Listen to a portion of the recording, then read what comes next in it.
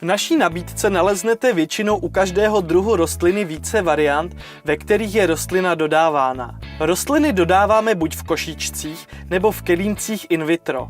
V tomto videu si řekneme, jaký je mezi rostlinami v košíčku a rostlinami v in vitro kelímku rozdíl a které si vybrat. Začněme s rostlinami v košíčku. Košíček je plný minerální vaty, ve které rostlinám rostou kořeny. Košíčky s kořeny rostlin jsou u nás v pěstírně umístěny v pěstebních vanách s živým roztokem a postupně rostou a sílí. Jakmile je obdržíte, odstraníte minerální vatu, košíček a jednotlivé zakořeněné rostlinky zasadíte do písku nebo substrátu v akváriu. Rostliny v kelímku in vitro jsou oproti rostlinám v košíčku menší vzrůstem, ale zase jich je více.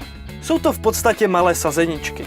Často slouží v pěstírnách jako sadbový materiál, kdy se tyto nízké sazeničky vloží do košíčku a nechají vyrůst a pořádně zakořenit. Proč tedy vůbec přemýšlet nad koupí rostliny v kelímku, když jsou v podstatě nedorostlé? Jednak se jich vejde co do počtu do kelímku více, jelikož jsou drobné a hlavně také proto, že jsou zcela sterilní. In vitro kelímky se totiž pěstují v laboratoři ve sterilním prostředí a rostlinky tedy nemohou obsahovat žádné stopy řas, škůdců nebo šneků. Naopak, pokud máte akvárium malé nebo akvárium teprve zakládáte a nemáte v něm velké ryby, zvažte použití in vitro rostlin, které svým počtem sazenic v kelímku mohou být vhodnější.